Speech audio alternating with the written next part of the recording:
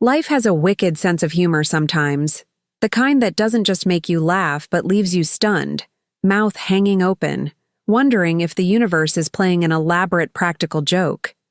That's exactly what happened to me last Tuesday, an ordinary Tuesday that decided to become the most extraordinary day of my otherwise meticulously planned life. "You're going to be late again," my husband Noah called from the kitchen, his voice carrying that playful warning tone he'd perfected over our 5 years of marriage.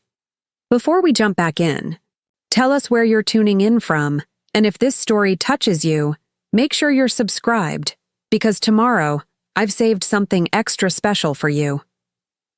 I was still upstairs, trying to decide between sensible heels and comfortable flats for the board presentation I'd spent weeks preparing. The Anderson account was mine to lose, and comfort wouldn't matter if I stumbled through my pitch. Says the man who set every clock in the house 10 minutes fast, I shouted back, finally committing to the heels. Power moves required power shoes. Besides, being exactly on time is practically early for a Sullivan.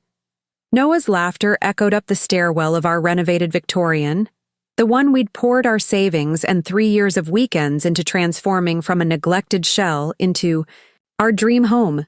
His humor was what had drawn me to him at that charity auction 5 years ago, the way he could diffuse tension with a perfectly timed quip, the slight crinkle around his eyes when he smiled genuinely. "Coffee's ready. Black with exactly 1. And a half sugars, just how you pretend to like it," he teased as I descended the stairs, briefcase in one hand, phone in the other, already checking morning emails. "I do like it that way," I defended, accepting the travel mug he pressed into my hand, stealing a quick kiss in the process.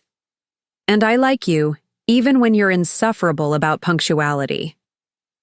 Noah straightened my collar with practiced fingers, his eyes soft as they met mine. At 34, he'd only improved with age, salt and pepper beginning to thread through his dark hair, laugh lines deepening around his mouth.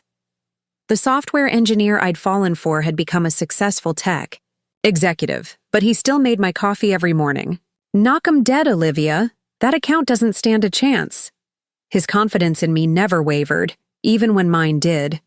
"Dinner at Maison tonight if I land it?" I proposed, already knowing his answer. "I'll book the table for 7. You'll be done celebrating with your team by then." Not if, when. That was Noah, my personal cheerleader, my compass, my safe harbor. Preparing and narrating this story took us a lot of time, so if you are enjoying it, like this video, it means a lot to us. Now, back to the story. I made it out. The door into my sensibly luxurious sedan, Noah's influence on my previously practical car choices, and halfway down our tree-lined street before remembering the portfolio folder I'd deliberately placed by the door so I wouldn't forget it. Even the most competent women in business sometimes need to turn around and face their husband's knowing smirk. "Forgot something?" Noah held the door open, portfolio extended, eyes twinkling with amusement rather than judgment. "Testing your observation skills," I quipped, grabbing the folder. "You passed. Congratulations." "Go make millions," he called after me. "I'll be here plotting world domination via code and contemplating what wine pairs best with corporate conquest." This was our rhythm, our dance. The comfortable routine of two people who had built a life so perfectly in sync that sometimes I wondered if we'd been cosmically designed for each other. The thought made me smile as I finally hit the highway, mentally rehearsing my pitch for the 3rd time that morning. The Anderson account presentation went flawlessly. By noon, I'd secured a $2.5 million contract for our marketing firm, received congratulatory handshakes from partners who had once questioned promoting a woman to senior management, and fielded 17 text messages from Noah ranging from, "How's she, my corporate warrior?" to, "Should I wear the blue suit or the charcoal one tonight?" followed by selfies in both options. I chose the charcoal. It brought out his eyes. By 5 o'clock, the celebratory office champagne had been popped, speeches given, and strategy meetings for implementation already scheduled. I slipped away from my team's continued revelry to freshen up before meeting Noah. The woman in the bathroom mirror looked triumphant, her carefully applied morning makeup still holding strong, her dark hair pulled back in a sleek chignon, her eyes bright with the thrill of victory. "You did it, Sullivan," I whispered to myself, a childhood habit I'd never quite shaken. My father had taught me to acknowledge my wins, to allow myself a moment of pride before moving on to the next challenge. The drive to Maison took 20 minutes in evening traffic. Noah had texted that he was already there, having left work early to ensure our table was perfect. As I pulled into the restaurant's valet line, I felt a flutter of anticipation. These moments, the celebrations, the shared victories, were what made our partnership work. We championed each other's successes as if they were our own. The maitre d' recognized me immediately. "Mrs. Sullivan, your husband is waiting at your usual table. May I say congratulations? He mentioned your big win. Today." "Thank you, Pierre," I smiled, handing off my coat. "Is he behaving himself?" "Perfectly, as always," Pierre assured me with a conspiratorial wink. "Though he did request the 98 Bordeaux be decanted 10 minutes ago. He said you'd appreciate the timing." Noah and his precision. He knew exactly how long the wine needed to breathe before I arrived. It was these small attentions to detail that made me fall in love with him daily. I followed Pierre through the dimly lit restaurant, navigating between tables of Chicago's business elite, nodding to familiar faces. Maison wasn't just expensive. It was exclusive, the kind of place where reservations were inherited like family heirlooms. Noah and I had our table only because I'd once salvaged the owner's daughter's wedding after a PR catastrophe involving the groom and a unfortunately timed viral video. I saw Noah before he saw me, his head bent slightly, studying the menu he'd memorized years ago, the charcoal suit fitting his athletic frame perfectly. He looked up as if sensing my presence, and his face transformed with that smile that still, after all these years, made my heart skip. He stood as I approached, old-school manners his mother had drilled into him. "There she is," he said, pride evident in his voice. "The woman who just closed the biggest account of the quarter." "The year," I corrected, accepting his kiss on the cheek. "Let's not undersell my magnificence." "Never." He held my chair, waited for me to sit, then reclaimed his own. "I ordered the truffle appetizer already. Hope that's okay." "Perfect." I reached for the wine he'd already poured, taking an appreciative sip. "You decanted this exactly 13 minutes ago, didn't you?" 12 and a half, but who's counting? Noah's eyes crinkled. "Tell me everything. Did Anderson do that thing? Where he pretends to be uncertain just to see if you'll offer a discount?" I launched into the story, describing the presentation, the questions, the moment I knew we had them. Noah listened with genuine interest, asking the right questions, laughing at my impression of Anderson's notoriously furrowed brow. This was us at our best, sharing, celebrating, building each other up. Our appetizers arrived, followed by perfectly seared scallops for me, and the restaurant's famous beef Wellington for Noah. The conversation flowed easily from work to friends to the weekend plans we'd been debating.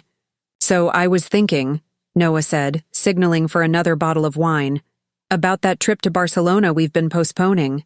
What if we finally book it for our anniversary? 6 weeks from now, perfect weather, that little boutique hotel overlooking the Gothic Quarter, the one with the rooftop pool." I felt a tingle of excitement. We'd been talking about Spain for 2 years, always finding reasons to delay. The very one. I may have put a tentative hold on their best suite. His expression was both mischievous and hopeful. "Cancelable, of course, if you've somehow scheduled a global marketing takeover that week." I was about to respond when my phone buzzed with a calendar alert. I glanced down, expecting to see a reminder about tomorrow's follow-up meeting. Instead, I saw Noah, dinner Y, Jake, and new GF. 8 p.m. a Mason. I looked up, confusion clouding my celebration buzz. Wait, are we meeting Jake tonight? Here? Noah's expression shifted to one of apologetic realization. Oh damn, I completely forgot to tell you with all the excitement about your presentation. Jake called this morning. He's been seeing someone new, wanted us to meet her.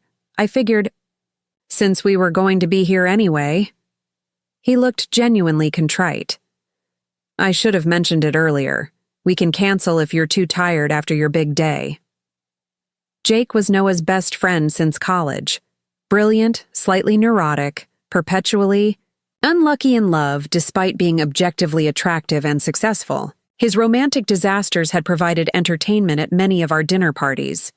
No, it's fine, I assured Noah, pushing down a slight twinge of disappointment that our celebration would now include others.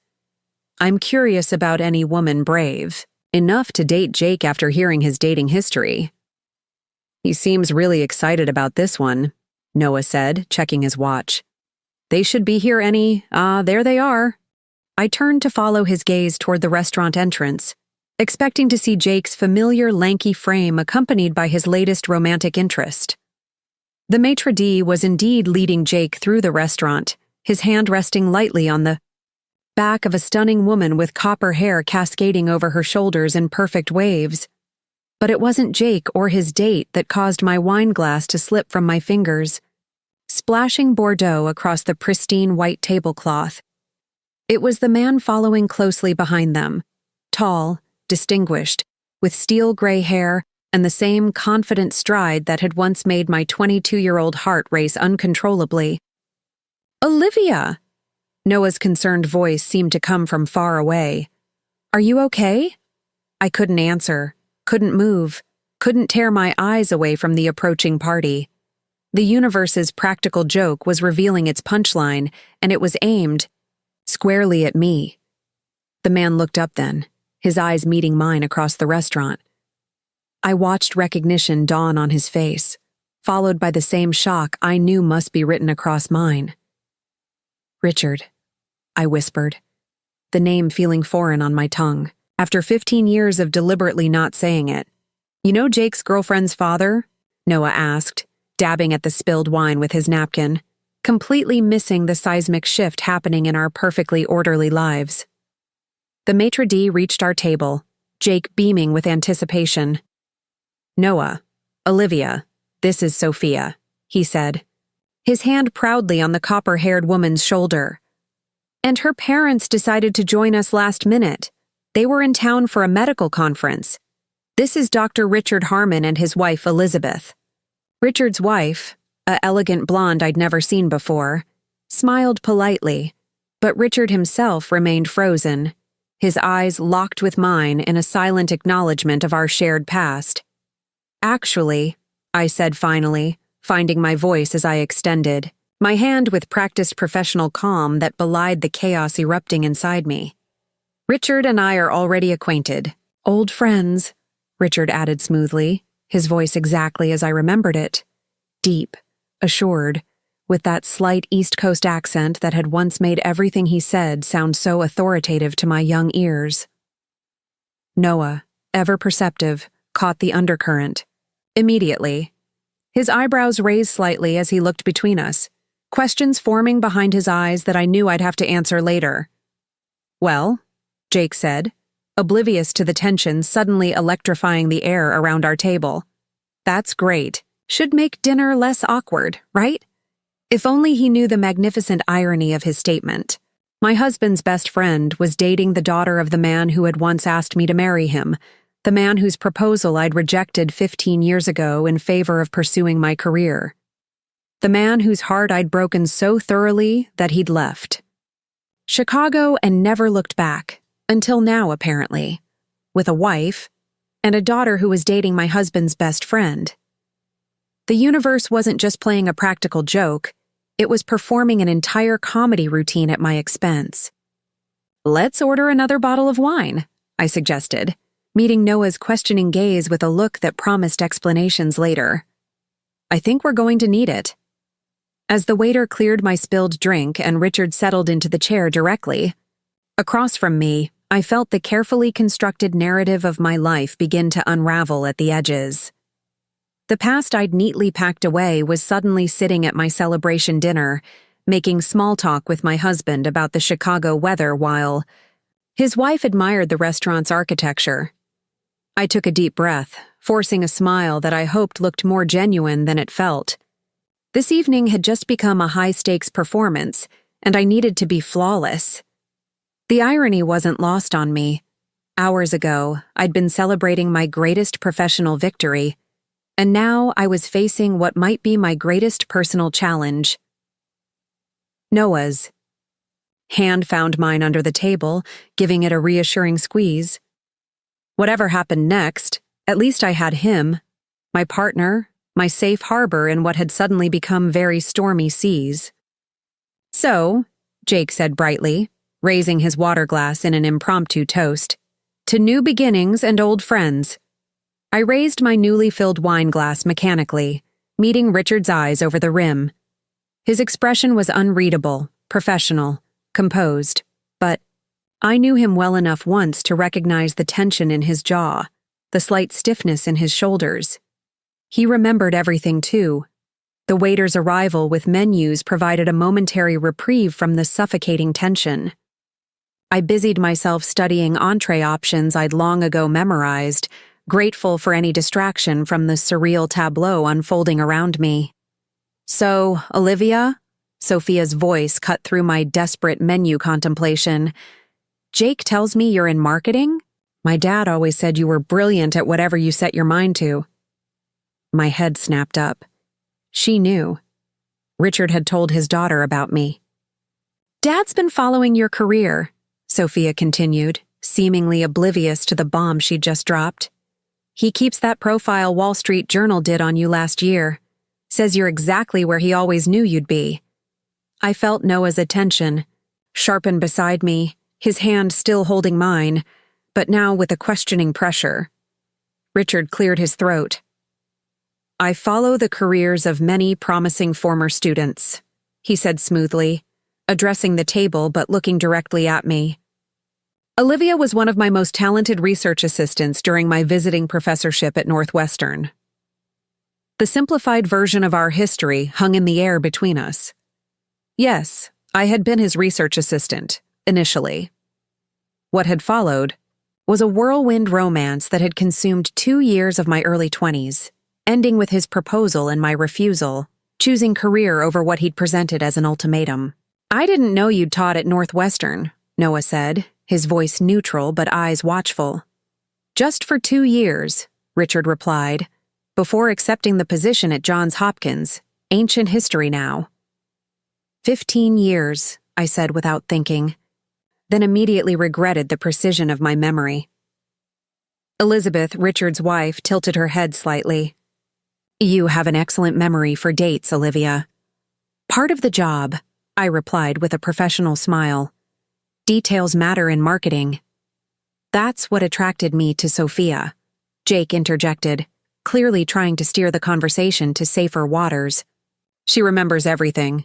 Comes with being an attorney, I guess. Corporate law, Sophia clarified, her smile warm as she looked at Jake. Nothing as exciting as Dad's medical breakthroughs or Olivia's marketing campaigns. Sophia graduated. Top of her class at Harvard Law, Richard said, paternal pride evident in his voice. She could have joined any firm in the country, but she wanted to return to Chicago. Family ties, Sophia explained, reaching over to squeeze her father's arm affectionately. Mom and Dad finally moved back here last month after Dad accepted the research position at Chicago Medical. It felt like the right time for all of us to come home. Home. Richard was moving back to Chicago. This wasn't a brief visit. This was a permanent return to the city we'd once explored together, where we'd built and destroyed a relationship that had altered the course of both our lives. The medical community here is fortunate to have you back, Noah said diplomatically. Your work on cardiac regeneration is groundbreaking. I follow the research updates. Richard looked genuinely surprised. You're familiar with my research?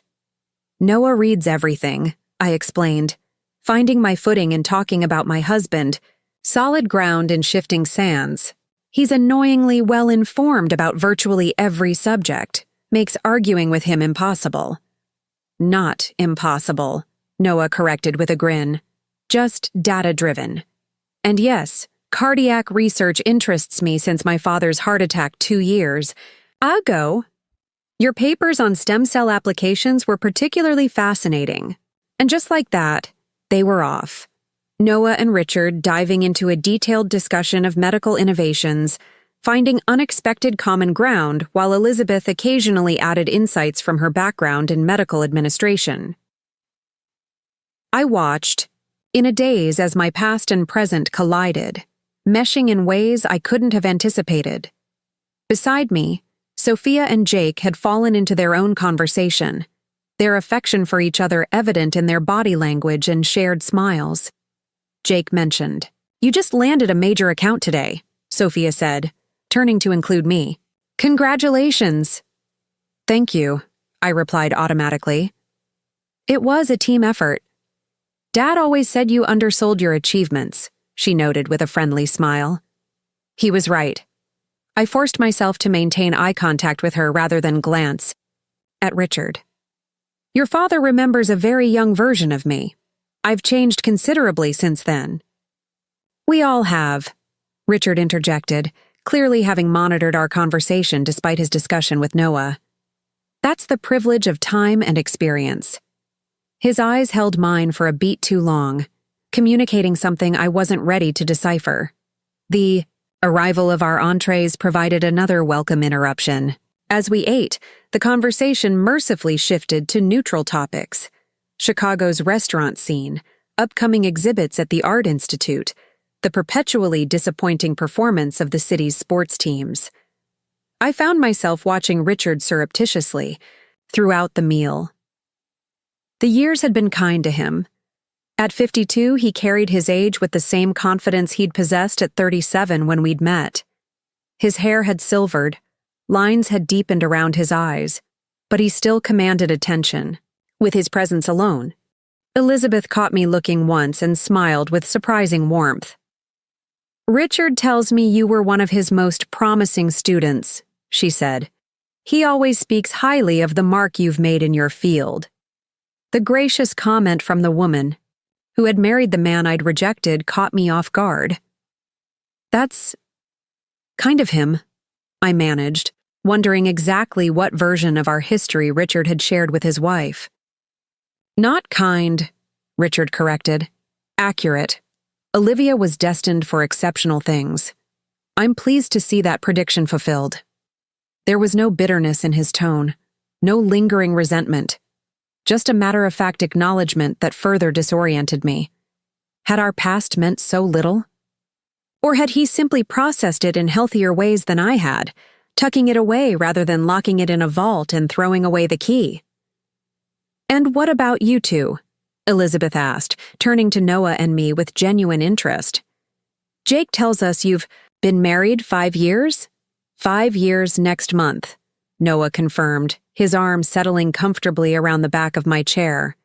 "Best decision I ever made was pursuing this woman until she finally agreed to have coffee with me." "You make it sound like you had to convince me," I protested, finding comfort in our familiar banter. "As I recall, you asked once, very politely, and I said yes immediately." After ignoring my obvious interest for 3 charity events, Noah countered with a grin. "I was beginning to think I was invisible." "You were hard to miss," I admitted, remembering how Noah had stood out in a room full of Chicago's elite, not because of wealth or status, but because of his authentic presence in a sea of practiced personas. I was just focused on work. "Some things never change," Richard murmured, so quietly I almost thought I'd imagined it. "We're planning a trip to Barcelona for our anniversary," Noah continued, either missing or choosing to ignore Richard's comment. "Olivia's been promising to show me her favorite spots from when she studied abroad." "The summer program at Universitat de Barcelona?" Richard asked, and I nodded, surprised he remembered that detail from conversations we'd had a lifetime ago. "Proposed there?" Richard told the table casually, gesturing to Elizabeth. The Gothic quarter at sunset. Not particularly original, but effective. Elizabeth laughed, her hand covering his. He'd planned this elaborate speech, then forgot every word the moment he went down on one knee. Just kept saying, "Marry me," over and over until I put him out of his misery and said yes.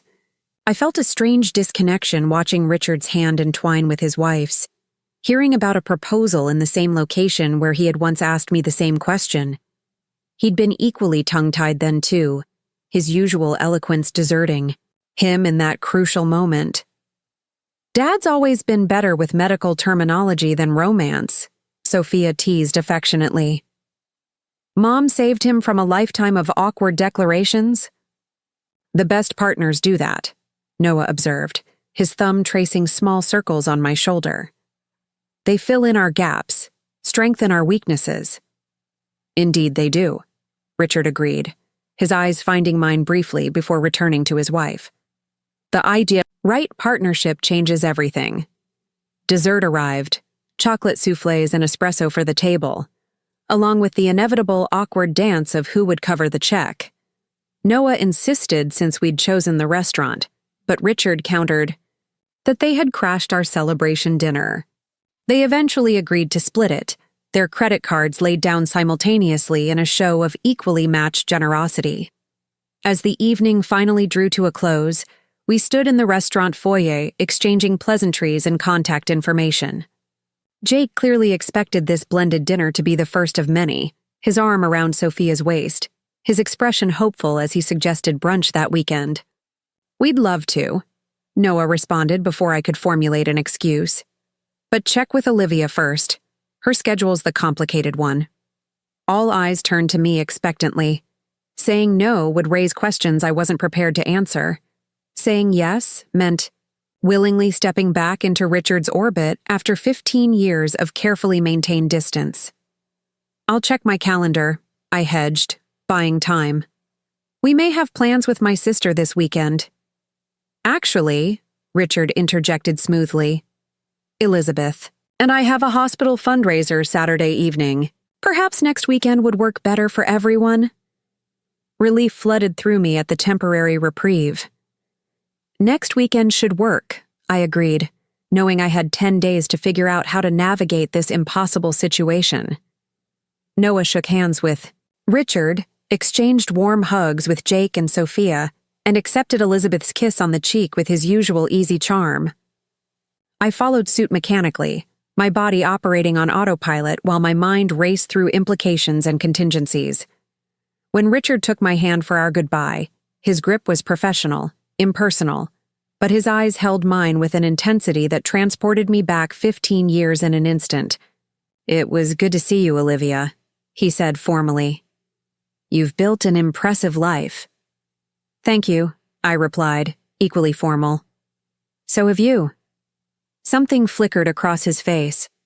A question, perhaps, or a memory, but it was gone before I could interpret it. He released my hand and stepped back, returning to Elizabeth's side with practiced ease. We parted ways outside the restaurant, two couples and one pair heading in different directions into the Chicago night. Noah was uncharacteristically quiet as the valet brought our car around, opening my door with the same consideration he always showed, but with a thoughtfulness in his expression that told me he was processing the evening's revelations. It wasn't. Until we were halfway home, the city lights reflecting off the windshield, that he finally broke the silence. So, he said, his tone carefully neutral. Richard Harmon is more than your former professor, isn't he? The question hung between us, demanding truth after an evening built on careful omissions and strategic phrasing. I turned to look at my husband's profile, the man who had never once given me reason to doubt his love or question his loyalty. He deserved nothing less than complete honesty. Yes, I admitted, the single word releasing 15 years of carefully contained history. Richard was my first serious relationship. We were together for almost 2 years. He asked me to marry him, and I said no. Noah nodded slowly, digesting. this information as he navigated through a yellow light. And now his daughter is dating Jake, and we're all having dinner together like one big happy extended family. Apparently, I agreed, the absurdity of the situation hitting me anew. Noah was quiet for another block before a small smile tugged at the corner of his mouth. Life has a hell of a sense of humor, doesn't it? The tension that had been building in my chest began to dissolve at his response.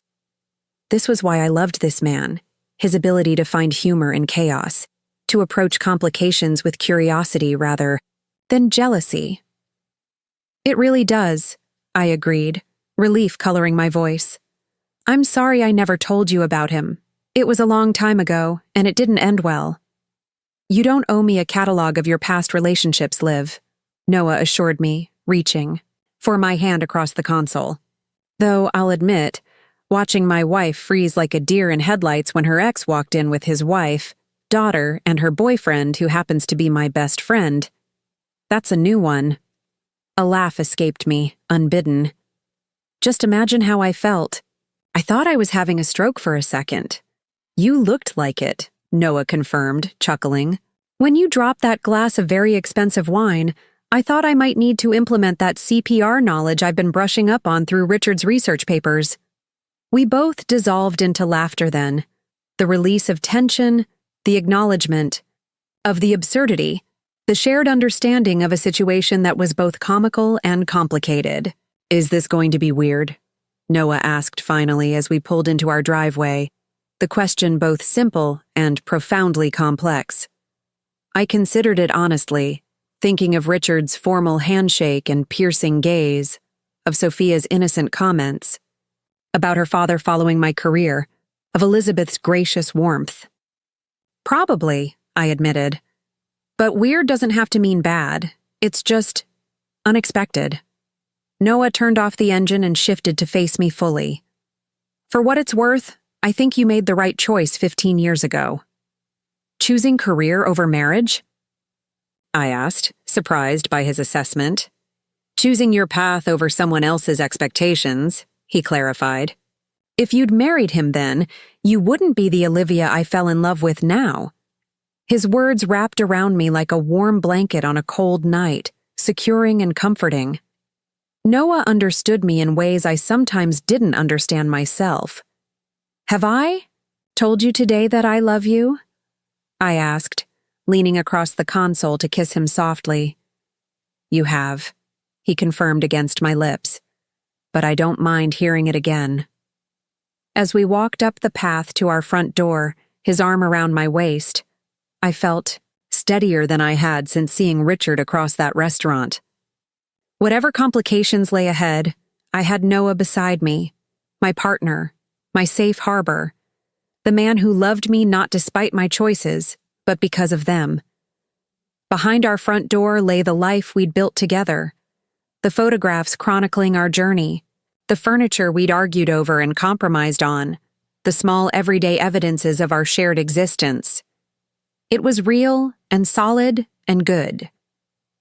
The past might have unexpectedly crashed into our present tonight, but it didn't have the power to reshape our future unless we gave it that power. Noah yawned as he hung his keys on the hook by the door. What a night, he commented, loosening his tie. Not exactly the celebration dinner we planned. No, I agreed, slipping off my heels with a sigh of relief. But memorable, certainly. He laughed, heading toward the kitchen. Want some tea before bed? I have a feeling we both could use something calming. That would be perfect, I replied, following him. As Noah filled the kettle, moving through our kitchen with familiar ease, I leaned against the counter and watched him. This was my reality. This man, this home, this life we'd created together. Richard was a ghost from my past who had unexpectedly materialized, but he didn't belong in this space we'd built. My phone buzzed in my purse. I pulled it out to find a text from an unknown number. Olivia, it was surprising but good to see you tonight. Some conversations are best had directly rather than through our children's relationship. Coffee next week? Richard. I stared at the screen, 1,000 responses running through my mind. I could ignore it. I could politely decline. I could agree. And set boundaries. "Everything okay?" Noah asked, noticing my expression as he set 2 mugs on the counter. I handed him my phone without hesitation. Richard texted me. Noah read the message, his expression thoughtful rather than concerned. "Are you going to meet him?" "I don't know," I answered honestly. "Would it bother you if I did?" He returned my phone, his eyes meeting mine directly.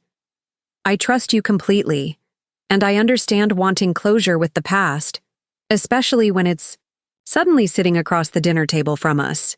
Whatever you decide, I support you." His unwavering faith in me, in us, settled something inside me that had been churning since that first moment of recognition in the restaurant. "I'll think about it," I said, tucking the phone away without responding. Right now, I'd rather focus on us this night. The fact that I landed the Anderson account despite the universe throwing a cosmic curveball at my celebration dinner. Noah's smile returned, pride replacing contemplation in his eyes. That's my corporate warrior, always keeping her eyes on the prize. As we sat at our kitchen island, sipping tea and decompressing from the evening's revelations, I found myself thinking about paths not taken and choices that shape destinies. 15 years ago, I'd chosen ambition over what Richard had presented, as love combined with compromise. That choice had led me here, to Noah, to success on my own terms, to a partnership built on mutual respect and understanding. I didn't regret it for a second. Whatever Richard wanted to discuss over coffee would have to wait for tomorrow's considerations. Tonight belonged to Noah, to us, to the life we'd built together. The past might have come calling, but it would have to leave a message. The present had my full attention. Morning arrived with the persistent chime of my alarm, dragging me from fitful dreams where I'd been trapped in an endless dinner party, Richard and Noah discussing my career prospects while I struggled to speak. I reached for my phone, silencing the alarm with a practiced swipe, and found myself staring at Richard's unanswered text from the night before. Outside our bedroom window, Chicago was already bustling. Car horns, distant L train rumblings, the percussion of a city fully awake while I lay contemplating how quickly life could complicate itself. "You've been staring at that phone for 5 minutes," Noah observed from the doorway, already dressed in running clothes, a mug of coffee in his outstretched hand. "The text won't answer itself, you know." I accepted the coffee gratefully, inhaling the rich aroma. "I'm formulating a strategic response." At 6:30 in the morning? Impressive dedication to awkward social situations. His tone was light, but his eyes searched mine. "You okay? Really?" I took a fortifying sip before answering. "I'm fine, just processing." It's not every day your past and present collide in spectacular fashion. Noah sat on the edge of the bed, his hand finding mine. "For what it's worth, I thought you handled it gracefully. Much better than I would have if my ex suddenly appeared as Jake's potential mother-in-law." The mental image made me snort coffee. "Now that would be a plot twist." "Exactly," he said, squeezing my hand before standing. "I'm heading out for a quick 5 miles. Want to join me? Running sometimes helps sort through mental clutter." "I think better in heels and boardrooms than in sneakers and sweat," I declined. "Besides, I need to prepare for the Anderson implementation meeting." Noah nodded, understanding as always that work remained my steadiest anchor during personal turbulence. "Dinner tonight, just us, no surprise exes or future in-laws?" "Perfect," I agreed, already mentally calculating how to respond to Richard's message before my 9 a.m. meeting. After Noah left, I showered and dressed with deliberate care, choosing a charcoal pencil skirt and crimson blouse that always bolstered my confidence. Standing before the bathroom mirror, applying mascara with practiced precision, I finally allowed myself to fully process the previous night's revelations. Richard was back in Chicago, permanently, with a wife and a daughter who was dating my husband's best friend. The carefully constructed firewall between my past and present had not just been breached, it had been obliterated. I picked up my phone and typed a response to Richard's text. Professional coffee is acceptable. Tuesday, 2 p.m., Intelligentsia. On Randolph. 30 minutes. Setting clear boundaries seemed prudent. I hit send before I could overthink it, then immediately turned my attention to work emails. The Anderson implementation would require focused attention, and I refused to let personal complications derail my professional momentum. By the time I reached the office, Richard had replied with a simple, "See you then." No pleasantries, no attempts to extend the time frame. At least we were still fluent in each other's communication styles. My assistant, Mia, greeted me with her usual efficiency, tablet in hand. The teams assembled in Conference Room C, the Anderson implementation timeline is drafted, and Jake called twice already this morning. I nearly stumbled at Jake's name. Jake? Did he say what he wanted? Just to talk to you when you have a minute. Said it wasn't urgent. Mia's expression was curious but professional. Should I call him back? No, I'll handle it, I replied, maintaining my composure while internally considering what Jake might want to discuss. Had Sophia mentioned something about Richard and me? Did Jake somehow sense the undercurrents at dinner? The implementation meeting provided welcome distraction. For 2 hours, I immersed myself in strategies, timelines, and deliverables. The familiar territory of marketing campaigns supplanting thoughts of personal complications. It wasn't until I returned to my office that the real world intruded again, in the form of Jake waiting by my door, his lanky frame leaning against the wall with characteristic casualness. "The conquering hero returns," he greeted me with a grin. "Noah told me about landing the Anderson account. Major congrats." "Thanks," I replied, unlocking my office door and gesturing him inside. "Sorry about the celebration dinner getting hijacked. Last night." Jake followed me in, settling into one of my visitor chairs with the easy familiarity of someone who'd been in our lives for years. "Are you kidding? It was perfect timing. I've been wanting you guys to meet Sophia and her parents. Being in town was a bonus." I arranged my expression into one of polite interest as I took my seat. "She seems lovely. How long have you been seeing each other?" "Almost 3 months," Jake admitted, looking slightly sheepish. "I know that's longer than I usually wait to introduce someone, but this feels different, Liv. She's different." Something in his tone made me pause. Jake's romantic history was a running joke in our social circle, brilliant in business, hopelessly inept in love. Yet here he was, looking almost vulnerable as he spoke about Sophia. "Different how?" I asked, genuinely curious despite my personal complications. "She's challenging," Jake said after a moment's consideration. "Not in a difficult way, but intellectually. She doesn't just agree with me to keep things pleasant. She makes me think, reconsider my positions." His expression softened. "And she laughs at my jokes, even the terrible ones." "A woman of questionable taste, then," I teased, falling into our usual banter despite the surreal circumstances. Jake laughed, then grew more serious. "There's something else. Her dad, Dr. Harmon, he mentioned knowing you from Northwestern, but I got the feeling there was more to it. Sophia said he follows your career, keeps articles about you." I kept my expression neutral through years of professional practice. We worked closely during his visiting professorship. Academic mentors often track their students' careers. Jake studied me with uncharacteristic intensity. "Okay, but here's the weird part. When I mentioned to Sophia that my best friend was married to Olivia Sullivan née Wilson, she got this strange look. Said her dad had almost married an Olivia once, years ago before he met her mom."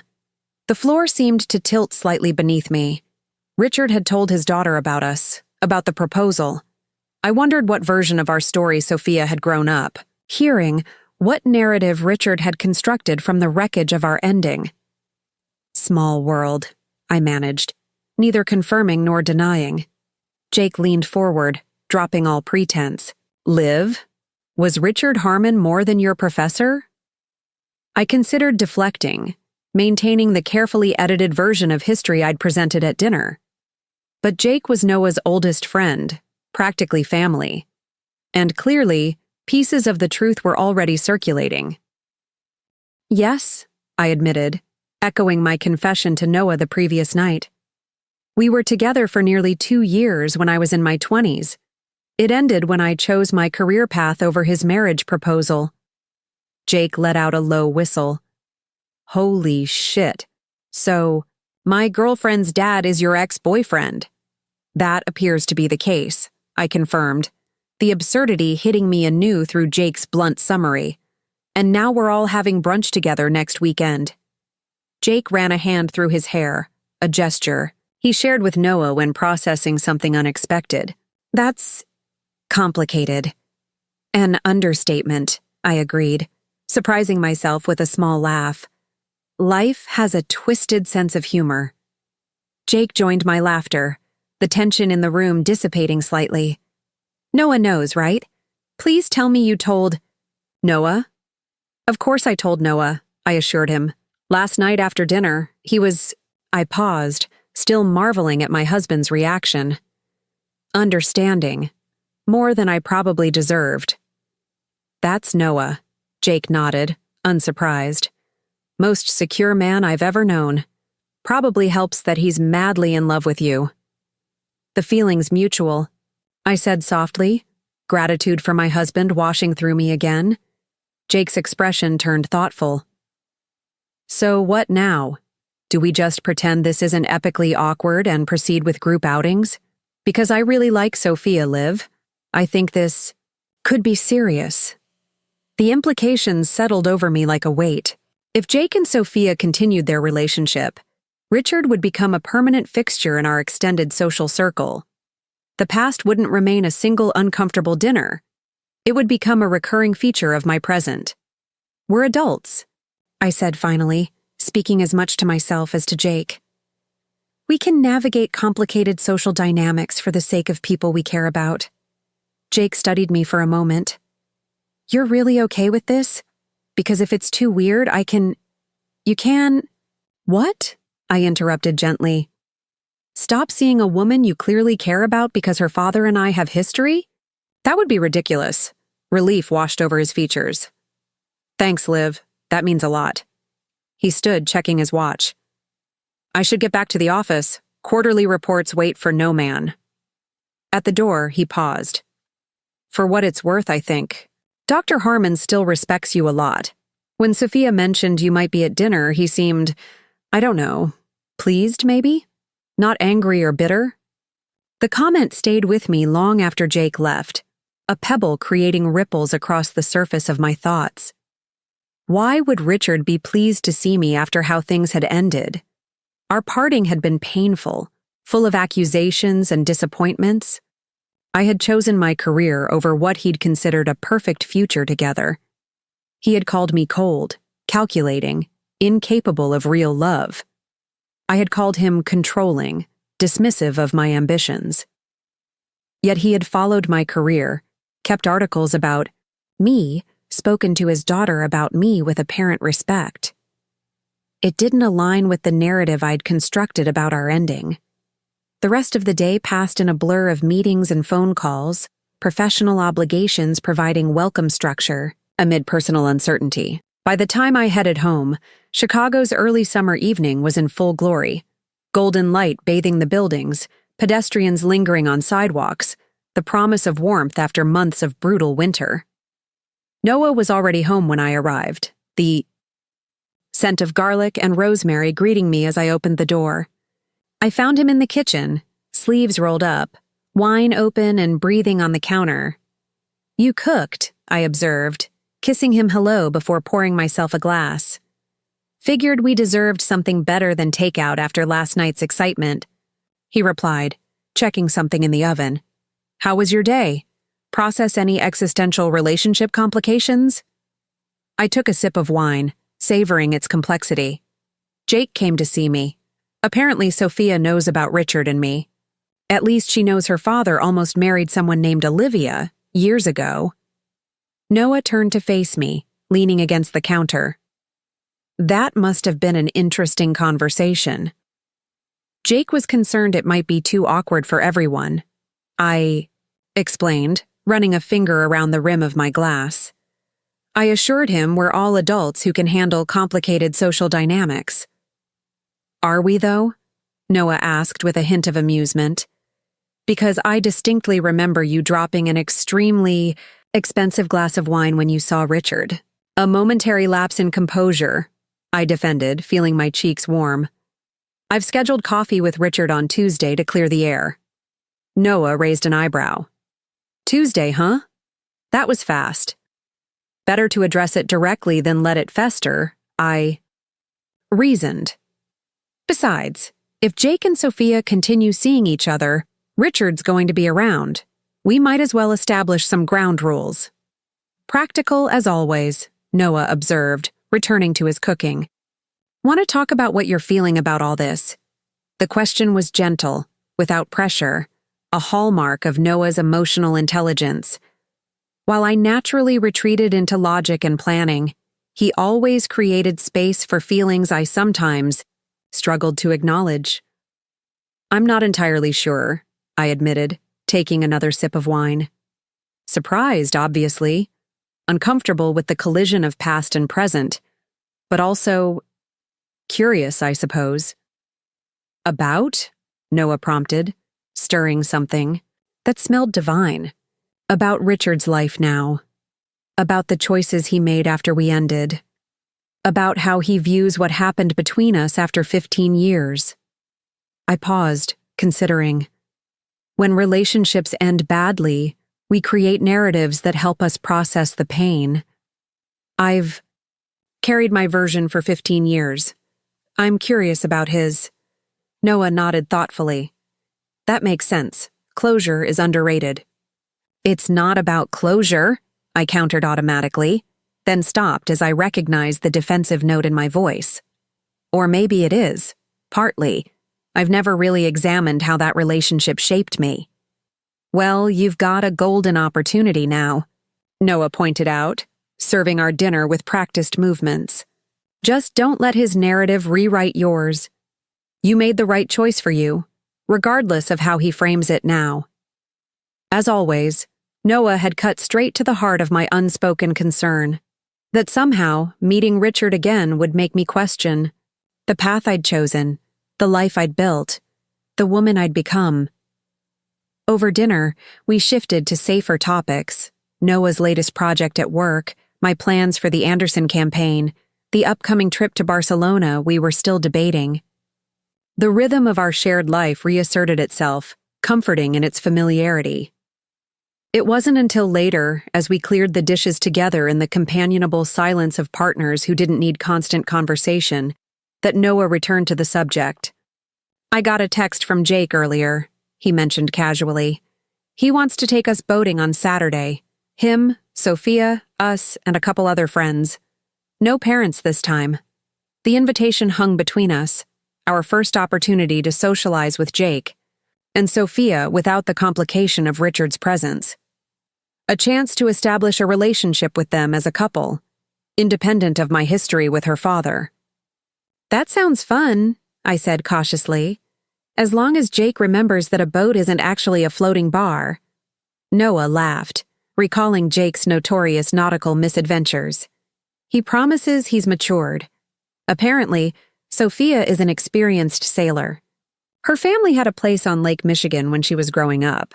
Another unexpected connection. Richard and I had spent weekends sailing on Lake Michigan during our relationship. Had he taught his daughter to sail on the same waters where we had once mapped our future? I'll believe Jake's maturity when I see it, I replied, focusing on the humor rather than the uncanny parallels. But yes, let's go. It would be good to get to know Sophia better. Noah studied me for a moment. You sure you're comfortable with that? It's okay if it's too weird. I'm sure, I answered, more decisively than I felt. We can't avoid Jake's Girlfriend forever, especially if things are getting serious. Better to build our own relationship with her. Separate from my history with her father. Ever the strategist, Noah smiled, wrapping his arms around my waist from behind as I loaded. The dishwasher.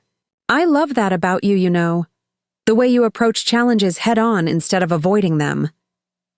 His words warmed me, a reminder that the traits Richard had once criticized, my pragmatism, my directness, my clear-eyed assessment of situations were precisely what Noah valued most. Saturday morning dawned clear and perfect, the kind of early summer day that made Chicago's brutal winters seem like a fair exchange. We met Jake and Sophia at Burnham Harbor, where Jake kept his modest sailboat, a 30-footer he'd acquired during a particularly successful quarter 3 years ago. Sophia spotted us first, waving enthusiastically from the dock. She looked different outside the formal restaurant setting, younger somehow in denim shorts and a Northwestern sweatshirt, her copper hair pulled into a casual ponytail. Standing beside her, Jake appeared more relaxed than I'd seen him in months, one arm draped comfortably around her shoulders. "You made it," he called as we approached. "I was betting Olivia would find a last-minute work emergency." I considered. Di admitted with a smile. But Noah hid my laptop. "A necessary precaution," Noah agreed, shaking Jake's hand and accepting Sophia's quick hug. Beautiful day for sailing. Perfect conditions, Sophia confirmed, her enthusiasm evident. Steady winds from the southwest, clear skies, moderate temperature. Dad would say it's a textbook day for teaching someone new. The casual reference to Richard hung briefly in the air, before Jake smoothly interjected. The others canceled, unfortunately. Marcus has some stomach bug, and Emma's flight from New York got delayed. Just the 4 of us today. I wasn't sure if this was better or worse. Fewer people meant less buffer conversation, but also fewer witnesses to any awkward moments that might arise. Sophia helped us board with confident movements that spoke of years of experience. Dad had us on boats before we could walk, she explained, securing a line with practiced ease. Mom always teased that he loved sailing more than medicine. My mind flashed to Richard's focused concentration as he'd adjusted the sails. The way the wind had tousled his dark hair, not yet gray then, how he'd looked completely in his element on the water in a way he never quite did in hospital corridors or research labs. Your father's a talented sailor, I acknowledged, keeping my tone neutral. I'm not surprised he passed that love on to you. Sophia beamed at the comment, clearly pleased by the connection. He says it's the perfect balance of science and art. Understanding the physics of wind and water while intuitively feeling the boat's response. It was exactly what Richard had said to me years ago when I'd asked why he loved sailing so much. The verbatim repetition was jarring, a ghost of conversation echoing across 15 years. Noah, sensing my discomfort, smoothly changed the subject. Jake tells me you're in corporate law, Sophia. How did you end up in that field? The question successfully redirected the conversation as Jake prepared the boat for departure. Sophia explained her path through law school and into her current position at a prestigious Chicago firm, her intelligence and passion evident as she described her work. Once we were underway, the physical demands of sailing provided welcome distraction. Jake and Sophia worked together with surprising coordination, giving Noah and me simple tasks that kept us engaged without requiring expertise we didn't possess. The lake stretched before us, Chicago's skyline receding as we moved further from shore. There was something freeing about the distance, about leaving the complications of land behind for a few hours of sun, wind, and water. With the boat on a steady course, we settled into more casual conversation, sharing drinks and the lunch Sophia had packed. I observed her interactions with Jake, noting their easy rapport, the way they anticipated each other's needs, the shared glances that communicated without words. How did you two meet? I asked eventually, genuine curiosity overcoming my reservations. Professional networking event, Jake answered, grinning. I was bored out of my mind until this gorgeous redhead started challenging everything I said about market projections. He was using outdated models, Sophia explained with an affectionate eye roll. Someone had to correct him before he embarrassed himself further. Love at first argument, Jake concluded, squeezing her hand. Just like you and Noah, actually. Didn't you meet at some charity thing where you disagreed about investment strategies? Renewable energy portfolios, Noah confirmed, smiling at the memory. Olivia systematically dismantled my entire approach in front of Chicago's wealthiest donors.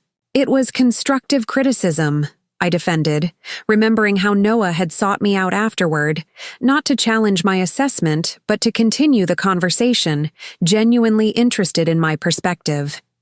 It was brutal, Noah corrected good-naturedly. And impressive. I knew then I needed to know the woman who could think so clearly under pressure. Sophia was watching our exchange with interest. Dad always says the best relationships start with intellectual connection. He told me once he knew Mom was special when she corrected his cardiac research methodology during their first date. Another parallel that seemed too coincidental. Richard and I had connected first over research methodology, my questions about his approach sparking a discussion that had extended long past the scheduled research meeting. Your parents seem well matched, I observed carefully. How long have they been together? 14 years, married for 13, Sophia replied. They met at Johns Hopkins about a year after Dad moved there from Chicago.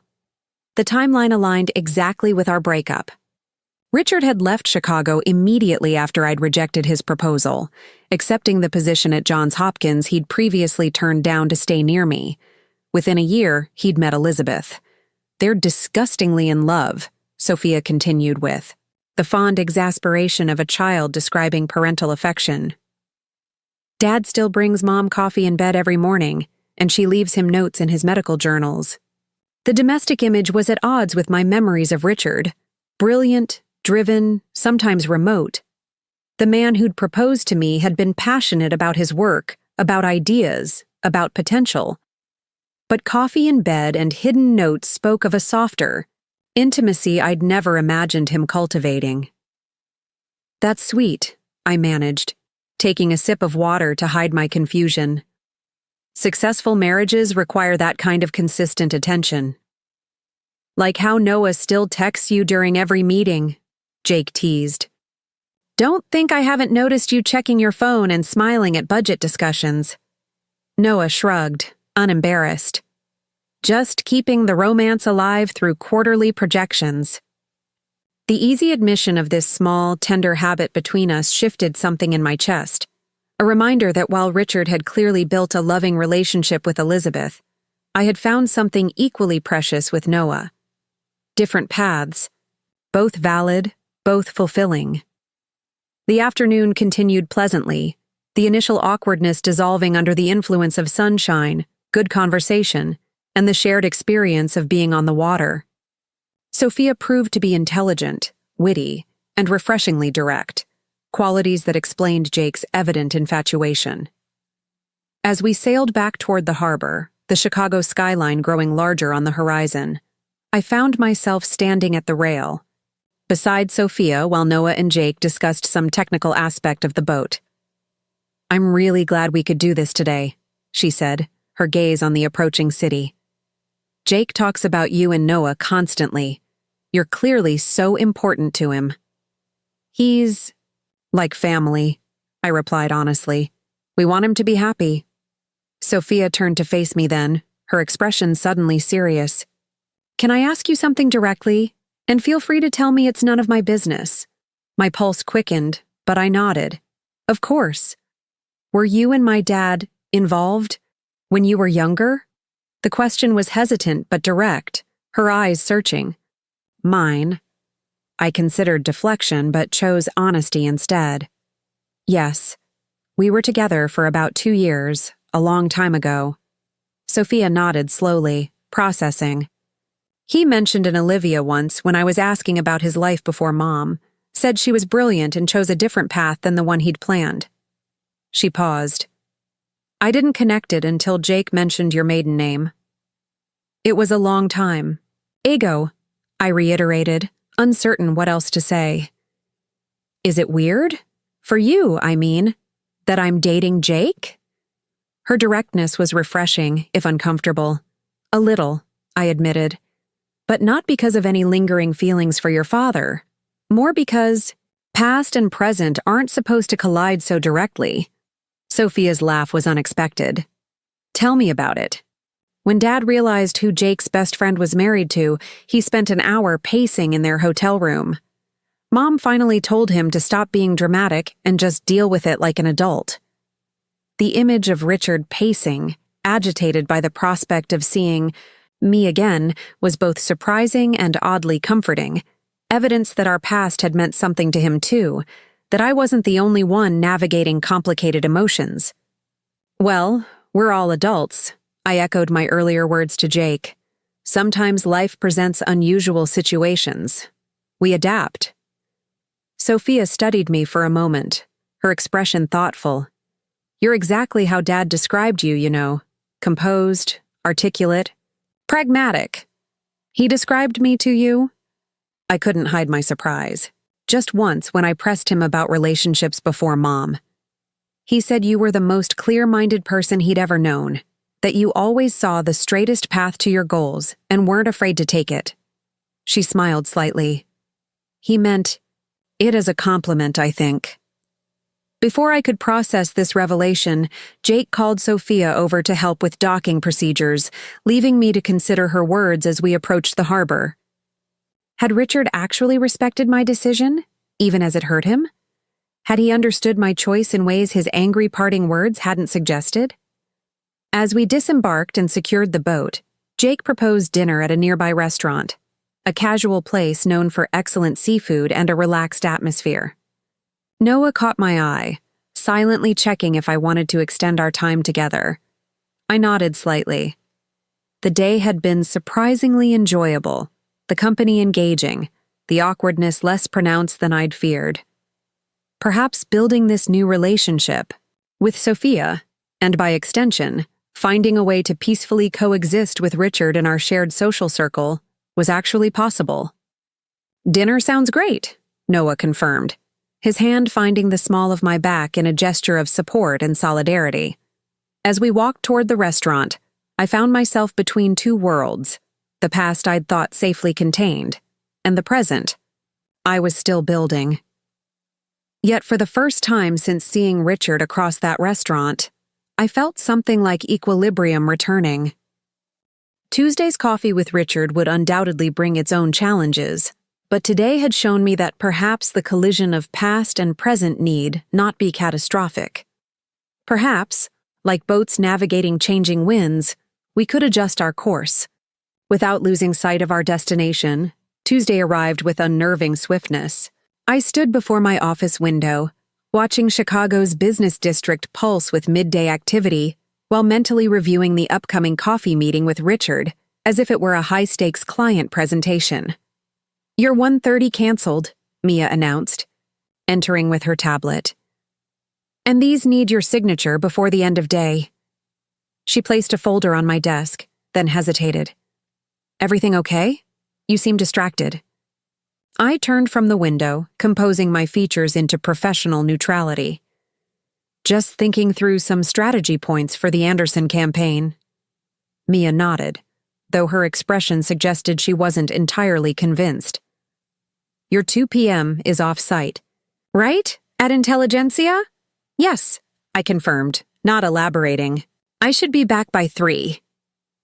I'll hold your calls unless it's urgent, she promised before slipping out, leaving me alone with thoughts I'd been carefully compartmentalizing since the weekend sailing trip.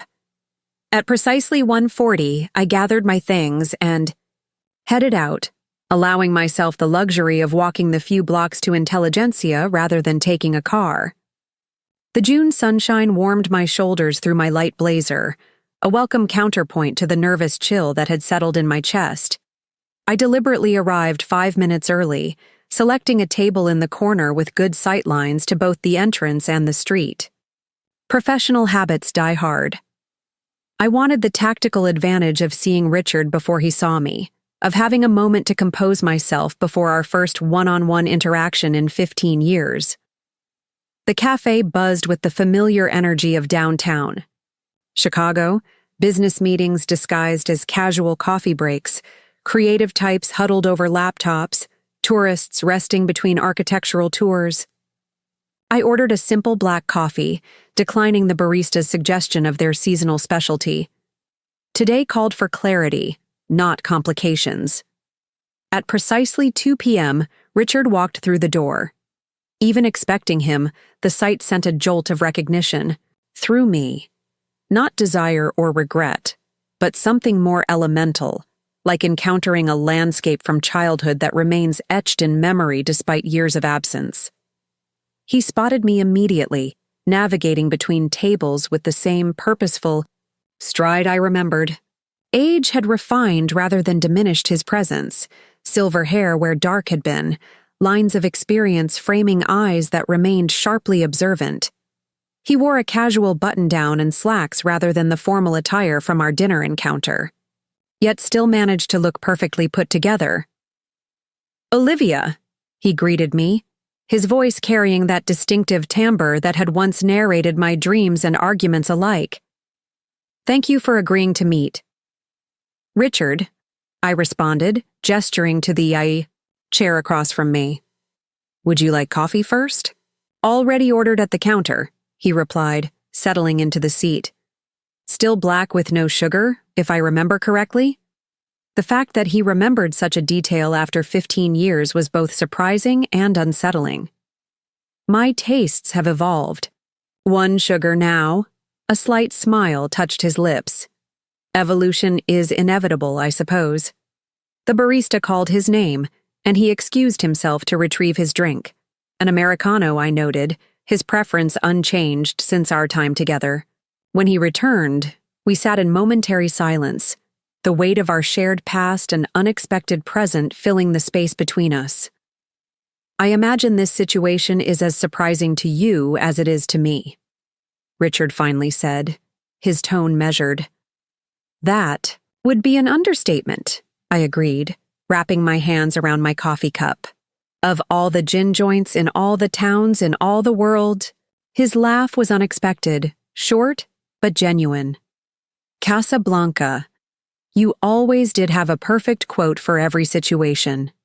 The casual reference to a shared memory threatened to pull me into nostalgia, a danger I recognized immediately. "Let's be direct. Richard, you wanted to meet. Why?" If my abruptness surprised him, he didn't show it. 2 reasons. First, practicality. Our children are dating, which means we're likely to encounter each other with some regularity. I thought it prudent to clear the air rather than navigate that tension in social settings. "Jake isn't our child," I pointed out, the phrasing striking me as odd. "No, but he's clearly family to you and Noah," Richard countered. "And Sophia is—" He paused, something softening in his expression. "Sophia is my world. Her happiness matters to me above all else." The naked sincerity in his tone revealed something I hadn't fully appreciated at our dinner encounter. Richard as a devoted father, a role I'd never witnessed during our time together. Back then, children had been theoretical future possibilities, not the center of his universe. "Jake cares for her very much," I offered, finding unexpected common ground in our concern for their relationship. "He came to my office specifically to make sure the complexity of our past wouldn't interfere." Richard nodded, taking a sip of his Americano. "Sophia asked me directly if you were the Olivia I'd mentioned from before her mother. She's always been perceptive." "She approached me during our sailing trip on Saturday," I admitted, very directly, very maturely. "That's Sophia," Richard said, pride evident in his voice. Direct questions, clear communication, no patience for ambiguity. "She gets that from you," I observed before I could stop myself. A moment of shared understanding passed between us, the recognition of how our brief chapter together had influenced the longer stories of our separate lives. "You mentioned 2 reasons," I prompted, returning to safer territory. Richard set his cup down carefully, his eyes meeting mine directly. The second is more personal. I owe you an apology, Olivia. The things I said when we ended, they were born of hurt and disappointment, not truth. The unexpected direction caught me off guard. In my memories, our ending had been sharp-edged and final. Angry words exchanged like weapons. Doors both literal and metaphorical slammed shut. That was a long time ago, I said neutrally, unsure how to navigate this sudden shift toward vulnerability. Yes, it was, Richard agreed. But time doesn't erase responsibility. I accused you of being cold, calculating, incapable of real commitment. I implied that choosing your career over marriage to me was somehow a character flaw. He shook his head slightly. I was wrong.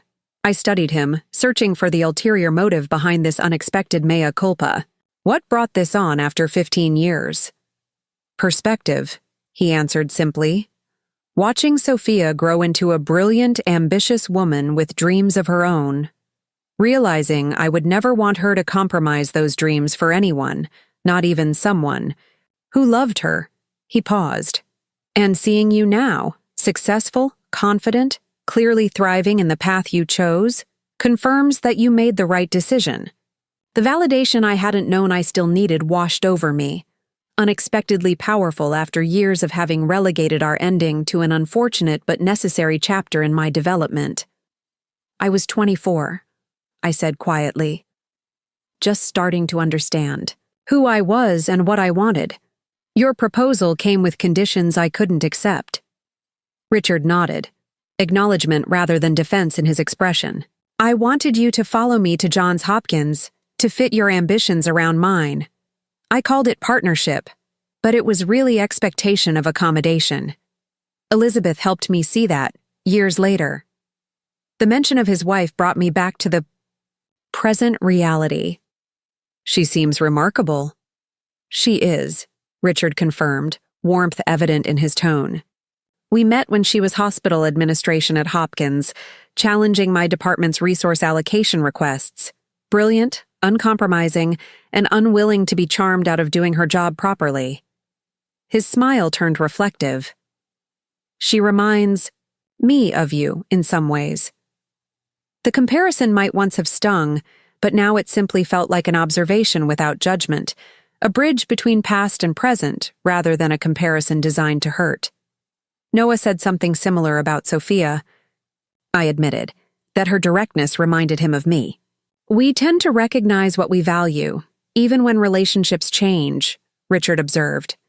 Elizabeth knows all about our history, by the way, has from the beginning. She's the one who suggested I reach out for coffee. I raised an eyebrow. Your wife encouraged you to meet with your ex? Elizabeth believes in addressing complications directly. Another quality you share. He took another sip of his coffee. She pointed out that avoiding each other would only create tension that might affect Sophia and Jake's relationship. The pragmatism was admirable, if somewhat disconcerting. Noah had a similar perspective. He's been remarkably understanding about all this. He seems like a good man, Richard offered. The way he looks at you, it's clear he sees you completely and values what he sees. The observation, coming from someone who had once claimed I was impossible to truly know, carried a surprising weight. Noah understands that ambition and love aren't mutually exclusive. That supporting someone means championing their goals, not just tolerating them. Richard absorbed this without defensiveness. A lesson I learned too late for us, but thankfully in time for my marriage to Elizabeth and my relationship with Sophia. He leaned forward slightly. That's the other reason I wanted to meet Olivia. To tell you that you helped make me a better husband and father than I would have been otherwise. I blinked, genuinely taken aback. I'm not sure I follow. When you rejected my proposal, you forced me to examine why I believed my career should automatically take precedence, he explained. It was painful, but necessary. By the time I met Elizabeth, I'd learned that true partnership means mutual support and accommodation, not just expecting the other person to fit into the spaces left by your priorities. The idea that our painful ending had contributed positively to his growth was both strange and oddly healing, as if the jagged edges of that old wound had somehow produced something valuable despite the pain. "I'm glad something constructive came from it," I said finally. "Though I'd argue we both might have benefited from better communication skills back then." Richard laughed softly. "An understatement. My proposal was practically a demand disguised as an offer. And your rejection was absolute," I finished for him, remembering the clarity with which I'd recognized that accepting would mean diminishing myself in ways I couldn't bear. I wasn't gentle about it. "No, you weren't," he agreed, without rancor. But honesty, even painful honesty, is ultimately kinder than comfortable lies. Another lesson I've carried forward. We fell silent then, both perhaps revisiting that pivotal moment from the safe distance of 15 intervening years. The cafe continued its busy hum around us, oblivious to the small reconciliation taking place in its corner. "So," I said eventually, returning to our immediate reality, "where does this leave us? Friendly acquaintances who share awkward family gatherings?" "I was thinking something slightly more evolved," Richard suggested. "Perhaps people with shared history who can now appreciate each other's paths without regret or resentment. Who can coexist peacefully in social settings for the sake of those they love." The proposal, so different from his last, seemed reasonable, even appealing. A clean slate wasn't possible, but a reframed understanding might be. "I can work with that," I agreed, checking my watch. "I should head back to the office soon. Avai." "Course," Richard nodded, always respectful of professional obligations. "One more thing before you go. Elizabeth and I are hosting a small dinner party next Friday. Nothing formal, just a few colleagues and friends. We'd like to invite you and Noah, if you're available." The invitation hung between us, not just a social nicety but a deliberate step toward normalizing our unexpected connection. "I'll check with Noah, but I think we'd like that," I found myself saying, surprising both of us with my ready acceptance. Richard smiled, the expression transforming his face in ways that reminded me why I'd been drawn to him initially. "Excellent. Sophia will be pleased. She's quite taken with both of you after the sailing trip." We stood, gathering our things in the synchronized movement of people accustomed to efficient endings. As we walked toward the door, Richard asked, "How are you? Getting back to your office?" "Walking," I replied. "It's only a few blocks." "Mind if I walk with you? I'm headed in that direction anyway." The prospect of being seen walking through downtown Chicago with Richard might once have filled me with anxiety. Now it seemed merely a practical continuation of our conversation. "Not at all," I agreed. Outside, the June afternoon had warmed considerably, the sidewalks filled with the varied rhythms of urban life. We fell into step beside each other, navigating the crowd with unconscious coordination. "Your firm's in the Riverside Tower now?" Richard asked conversationally. "Yes, we moved last year, expanded to the top 3 floors." The professional accomplishment came without the need to downplay or apologize, another measure of how far we'd both come. "Impressive," he noted simply. "The Medical Research Center is just a few blocks west. State-of-the-art facilities, excellent team, different from Hopkins but stimulating in its own way." We continued in this vein, exchanging information about our professional lives with the comfortable cadence of colleagues rather than the charged tension of former lovers. By the time we reached my building, something had shifted subtly between us, not a return to the past, but perhaps the first tentative foundations of a different kind of connection. "Thank you for meeting today," Richard said, as we paused outside the gleaming tower that housed my firm. It was clarifying. "Yes, it was," I agreed, finding it surprisingly true.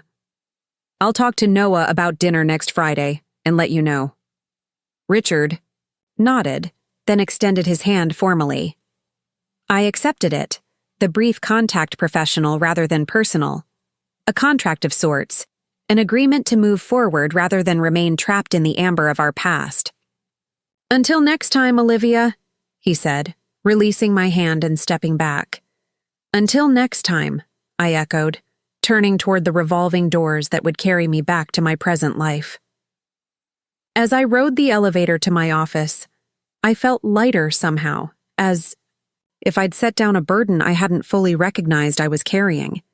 The conversation with Richard hadn't erased our history, but it had reframed it in ways that made it easier to incorporate into my present without disruption. Mia looked up as I entered, her expression curious. "Good meeting?" "Productive," I replied. Truthfully, if not completely. "Any urgent messages?" The remainder of the afternoon passed in the comfortable routine of professional obligations, but beneath my focused exterior, I was processing the unexpected turn the day had taken. By the time I headed home, I had largely accepted what earlier had seemed impossible, that Richard could become a neutral, even positive element in my life, rather than a complicated ghost from my past. Noah was working from home when I arrived, his laptop open on our kitchen island, glasses perched on his nose in the way that always made him look simultaneously more professorial and more approachable. "Hey," he greeted me, removing his glasses. "How was the coffee summit?" I set my bag down, contemplating how to summarize an encounter that had defied my expectations. "Surprisingly constructive," I said finally. "Less awkward than I anticipated." Noah closed his laptop, giving me his full attention. "Want to elaborate on surprisingly constructive?" I poured myself a glass of water, organizing my thoughts. He apologized for things he said when we ended, acknowledged that he'd been wrong to expect me to subordinate my ambitions to his, said watching Sophia grow into an ambitious woman gave him perspective. "That's mature of him," Noah observed, his expression thoughtful. "What else?" "He invited us to dinner at their home next Friday," I continued, watching Noah's reaction carefully. "A small gathering with friends and colleagues. I said I'd check with you." Noah leaned back slightly, considering. Meeting on neutral territory at a restaurant was one thing. Going to their home feels more deliberate. "I know," I acknowledged. "It's a significant step toward normalizing this unusual situation. We don't have to accept." "But you want to," Noah noted perceptively. "I can see it in your expression. You're curious." I sighed, caught in my husband's unfailing ability to read me. "I am, but not for the reasons you might think, not because of lingering feelings or nostalgia." "Then why?" His question held no judgment, only genuine interest. I considered it honestly. "Because I want to see the life he's built, the man he's become.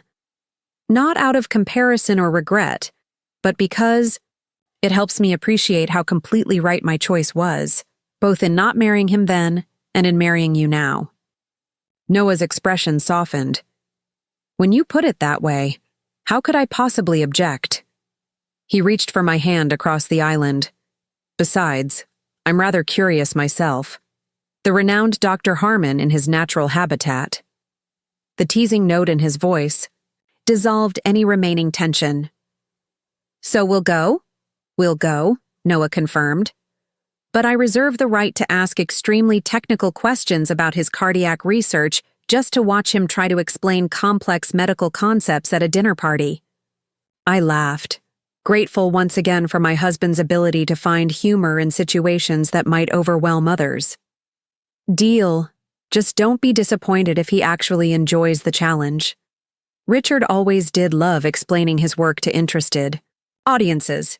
Noah raised an eyebrow. "Sounds like we might have that in common. This could be the beginning of a beautiful friendship, or at least a fascinating academic rivalry." The casual reference to potential friendship between my husband and my ex-boyfriend would have seemed impossible just days ago. Now, it felt like a natural extension of the strangely evolving dynamics between our interconnected lives. "There's something else," I added, moving to sit beside Noah at the island. Richard said something about me helping make him a better husband and father. That our breakup forced him to examine why he believed his career should automatically take precedence. Noah considered this. That's a remarkably self-aware perspective. Not many people can recognize how failure in one relationship contributed positively to success in another. It was validating in a way I didn't expect, I admitted, to think that even our ending served a constructive purpose. Everything teaches us something, Noah observed, his fingers lightly tracing patterns on the back of my hand. Every relationship leaves its mark, hopefully making us better for the next one. I thought about the various relationships that had shaped us both before we found each other, the lessons learned, the growth experienced, the increasing clarity about what truly mattered. Speaking of next, I said, deliberately shifting to lighter territory. Jake texted earlier. Apparently, Sophia's cooking dinner for him tomorrow night and wants to know if we'd join them. A casual double date at Jake's place. 2 social engagements with the new couple in 1 week?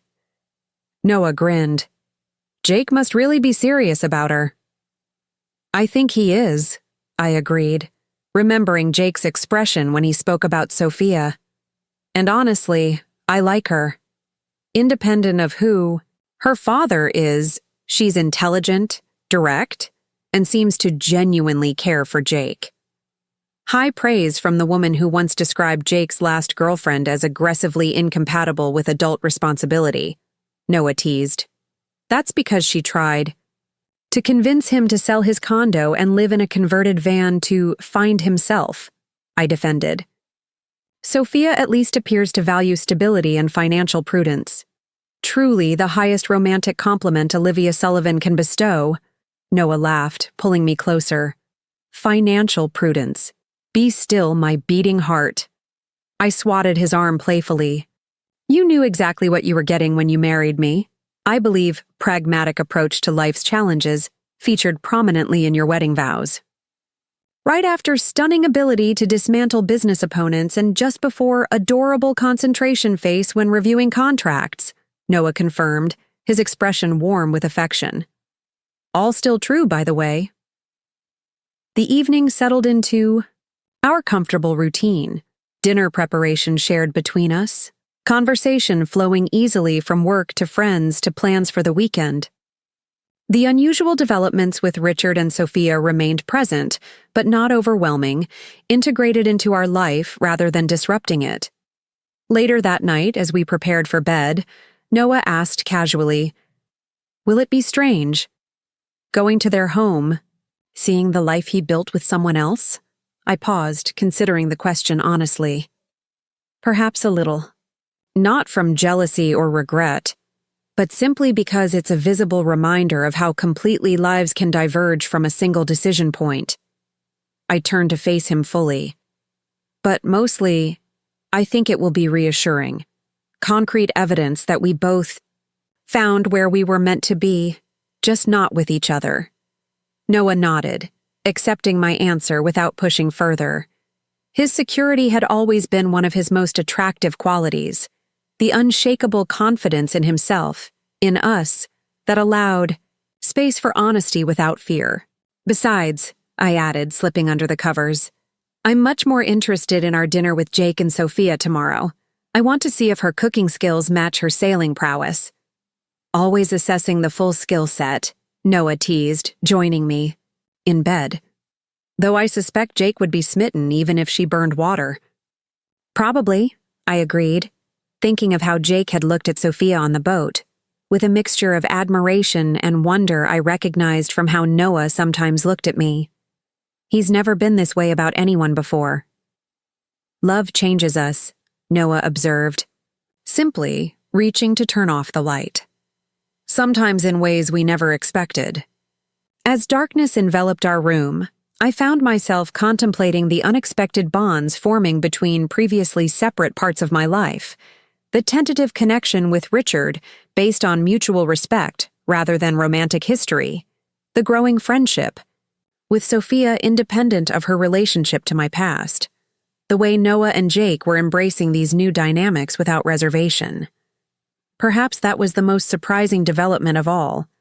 Not that my ex-boyfriend had returned to my life as my husband's best friend's girlfriend's father, a connection so convoluted it almost made me laugh to formulate it. But that this bizarre twist of fate was creating connections rather than divisions, understanding rather than awkwardness. The universe's practical joke, it seemed, might actually have a punchline worth waiting for. Sophia turned out to be as skilled in the kitchen as she was on the water. The following evening at Jake's surprisingly well-appointed condo, a recent upgrade from his bachelor apartment, undertaken with subtle encouragement from Noah and me, she prepared a Mediterranean feast that would have impressed professional critics. "This is incredible," I commented, sampling a perfectly spiced lamb tagine. "Where did you learn to cook like this?" "Mom's a terrible cook," Sophia explained with affectionate honesty. "So Dad took over kitchen duties early in their marriage. I was his sous chef from the time I could safely hold a knife." She passed a basket of homemade flatbread. "These summers we spent in Greece visiting his colleague there helped too. Nothing teaches Mediterranean cooking like learning from actual Greek grandmothers." Another piece of Richard that I hadn't known: domestic, culinary, passing skills to his daughter through patient instruction rather than theoretical direction. The physician I'd known had been brilliant, but often impatient, more comfortable in research labs than kitchens. "Your father is full of surprises," I observed, keeping my tone light. Sophia smiled, understanding the unspoken comparison between past and present. "Mom says his best quality is his capacity for growth. Apparently, he was quite rigid when they first met. Committed to established methodologies," I offered diplomatically, remembering professional disagreements that had sometimes spilled into personal territory. "Stubborn," Sophia translated with a grin. "Mom's word, not mine." She said it took 3 years of marriage before he'd consider her input on his research approaches. Jake, returning from the kitchen with another bottle of wine, caught the end of this exchange. "Speaking of your parents, did you tell Olivia and Noah about the dinner invitation?" "I was just getting to that," Sophia said, accepting the wine. Bottle from Jake with a quick touch to his hand, a small gesture of intimacy that spoke volumes about their comfort with each other. "Dad mentioned inviting you to dinner next Friday, but I wanted to add that I'll be there too. I hope that makes it less awkward." "We're planning to attend," I confirmed, glancing at Noah, who nodded in agreement. "And having you there will be lovely." "Excellent." Sophia's enthusiasm was genuine. "Fair warning, Dad will probably corner Noah about his interest in cardiac research. He's been talking about it since your dinner at Maison." Noah grinned, seemingly pleased by this prospect. "I look forward to it. Your father's work on stem cell applications in cardiac tissue regeneration is fascinating." "Oh no, there's 2 of them," Jake groaned theatrically. "I barely understand Sophia's legal terminology. If you add medical research jargon to dinner conversation, I'm officially outnumbered by intimidating intellects." "Don't worry," Sophia reassured him, patting his hand. "Mom's normal. She'll talk to you about normal things like basketball and reality television." The casual reference to Elizabeth as normal made me curious about the woman who had succeeded where I had declined to try, the woman who had partnered with Richard through career transitions, parenthood, and apparently significant personal growth. "Your mother seems lovely," I offered sincerely. "I look forward to getting to know her better." "She's excited about that too," Sophia replied, her expression open. "She said she's been curious about you for years." I nearly choked on my wine. "Years? Why?" Sophia shrugged slightly. "Dad doesn't talk much about his past relationships, but you clearly made an impression. When he saw that Wall Street Journal profile about your firm's innovative marketing approach last year, he actually cut it out. Like, with scissors, old school style. Mom teased him about it for weeks." The image of Richard carefully clipping a newspaper article about my professional achievements, preserving it physically rather than digitally, was oddly moving, not in a romantic sense, but as evidence that he had genuinely valued my potential even after I'd rejected the future he'd offered. "I hope I live up to 15 years of curiosity," I said lightly, deflecting from the unexpected emotion the anecdote had stirred. "Just be yourself," Sophia advised. "Mom appreciates authenticity above all else. It's why she and Dad work so well. They don't pretend with each other." The simple insight into their relationship dynamic sparked recognition. It was precisely what Noah and I valued in our marriage as well. Perhaps Richard and I had been fundamentally compatible in our values after all, just misaligned in timing and execution. The evening continued pleasantly, conversation flowing easily between professional topics and personal anecdotes. I found myself genuinely enjoying Sophia's company, appreciating her quick wit and perceptive observations, independent of her connection to Richard.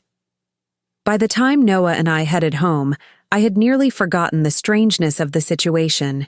Nearly. Forgotten that just over a week ago, Richard had been safely relegated to my past. A closed chapter rather than an ongoing presence in my life.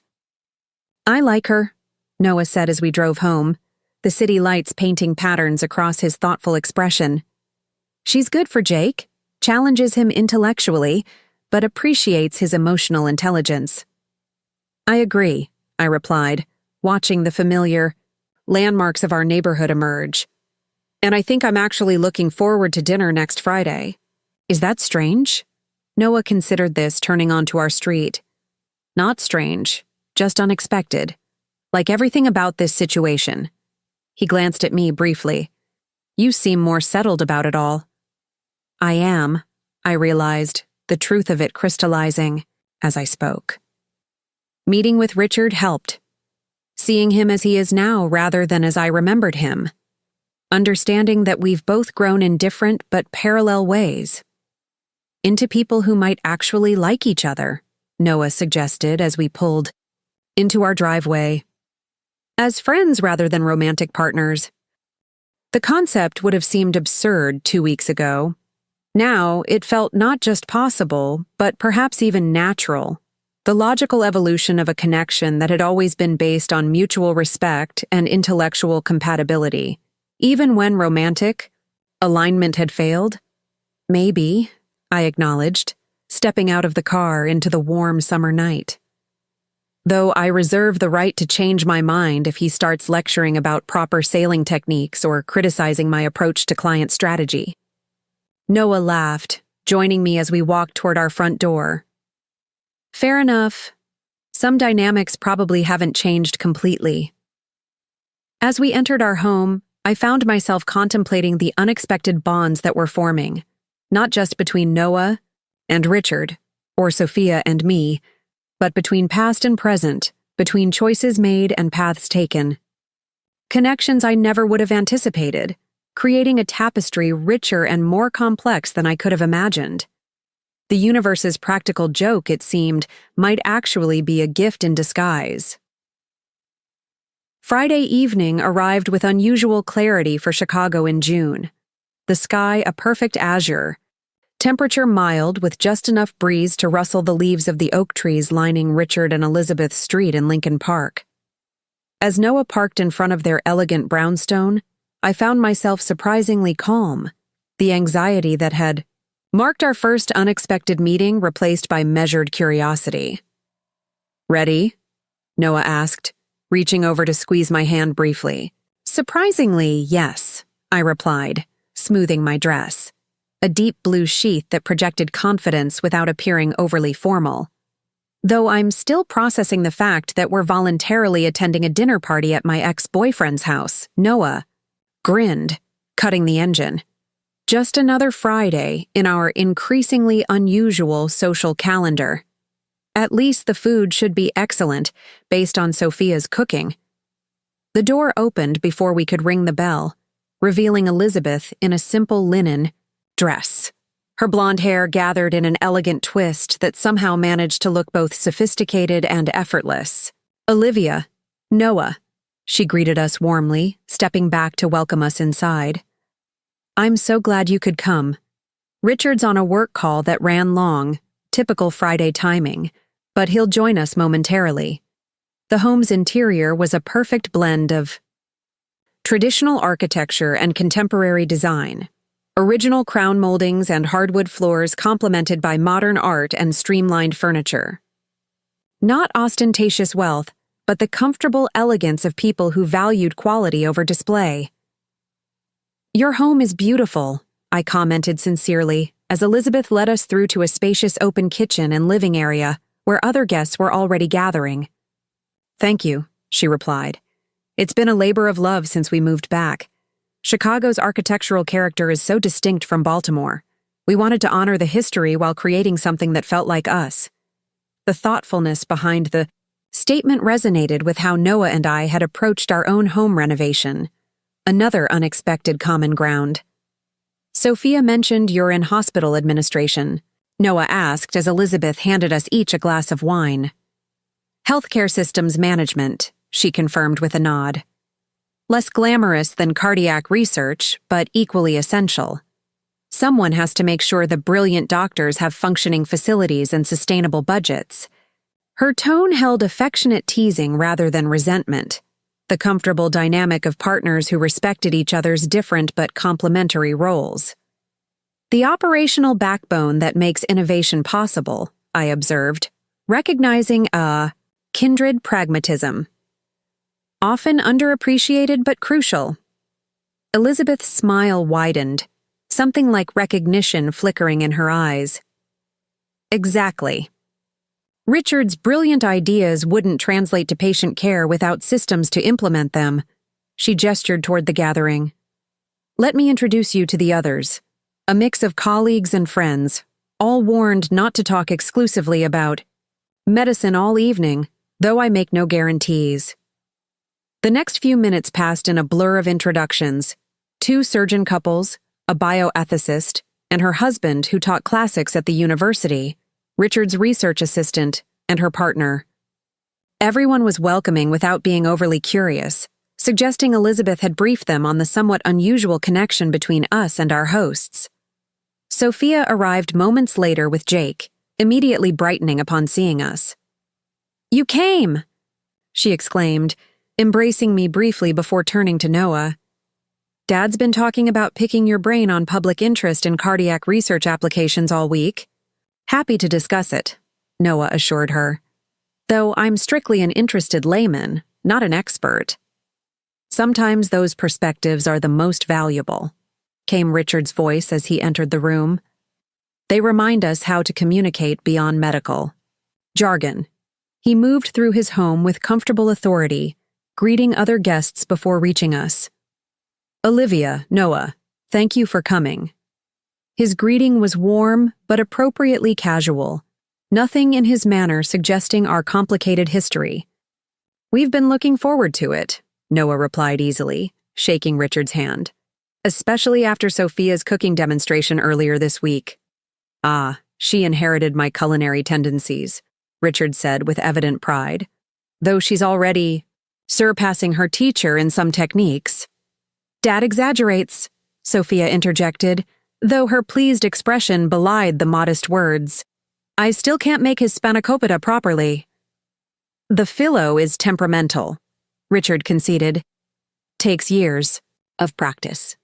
The casual domestic exchange offered another glimpse of this version of Richard I'd never known: the devoted father, the cooking enthusiast, the man who took pride in teaching his daughter practical skills rather than just academic excellence. Dinner was served at a long table in their garden, a space transformed into an intimate outdoor dining room with string lights casting a warm glow over the gathering. I found myself seated between Noah and the bioethicist, with Richard and Elizabeth at opposite ends of the table, the perfect balance of proximity and distance. The meal was indeed exceptional, a Mediterranean-inspired feast that confirmed Richard's culinary abilities. Conversation flowed easily, touching on everything from recent exhibitions at the Art Institute to debates about healthcare policy.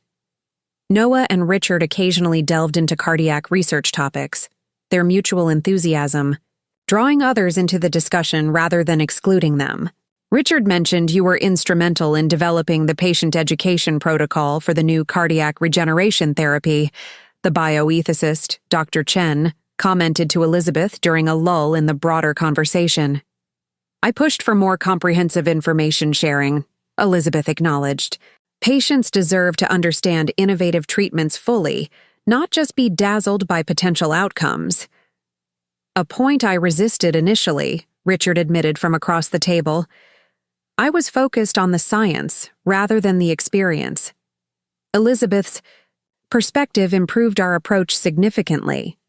The casual acknowledgement of her influence and his willingness to adjust his thinking offered another window into their relationship dynamic.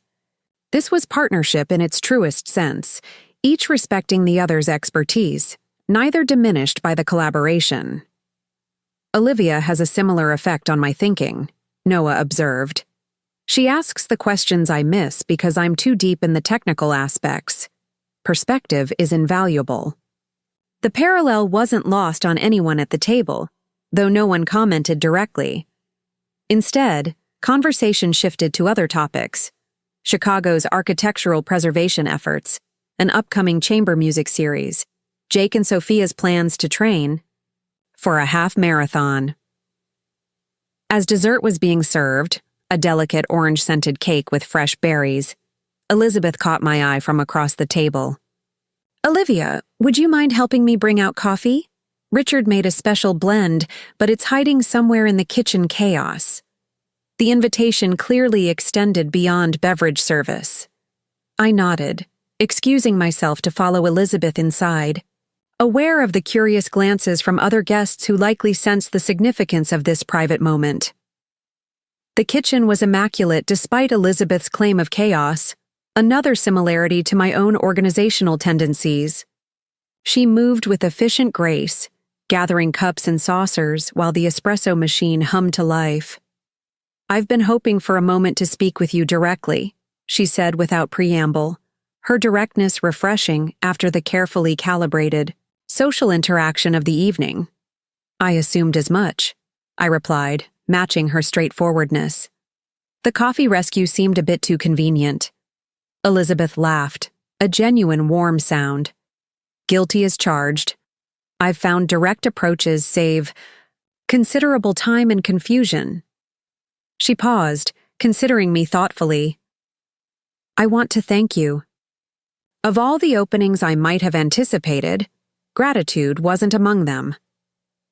For what exactly? For saying no to Richard 15 years ago, she replied simply, arranging cups on a tray with practiced precision. I've wanted to tell you that, since I learned about your history, I blinked, genuinely caught off guard. That's not the usual response from someone's wife regarding a previous relationship. I'm not particularly usual, Elizabeth acknowledged with a slight smile.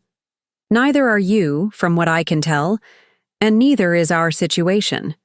She measured coffee with exacting care, continuing, Richard needed to become a different man than the one who proposed to you. Your rejection, painful as it was for him then, catalyzed important growth.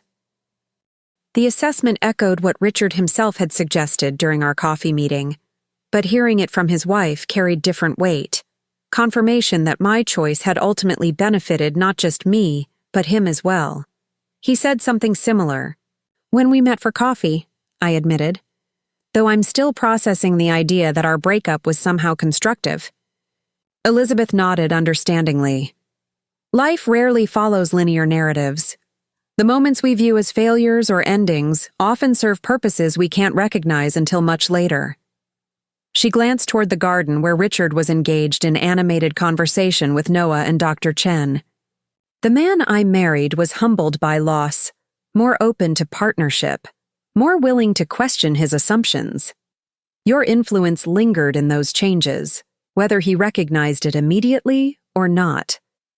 There was no jealousy or insecurity in her assessment, only the clear-eyed evaluation of someone comfortable enough in her relationship to acknowledge its complex origins.